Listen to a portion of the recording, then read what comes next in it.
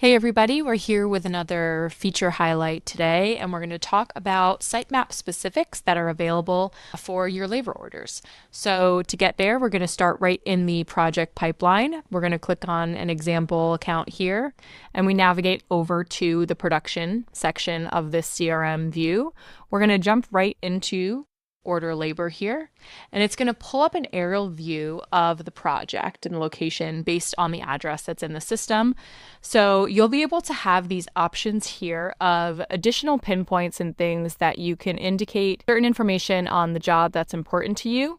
These are all customizable things that you can set up for every account. In this case, we've used parking, access point, a couple of standard items, but these can all be picked for your business, what makes sense for you.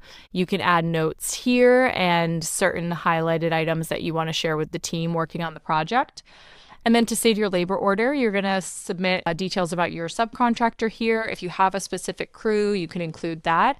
And then you'll include labor rates or an item. We're just going to say example today. And then as you scroll down, you can add your notes, other information about the project, and then create a labor order. This is going to be available for you right here. You can download a PDF. View the order details here. So it's an easy way to help people on your team know where to go and avoid some of those pesky phone calls you might get, people trying to figure things out on the job. So we hope you love it and get a demo if you want to learn more about how it can help you.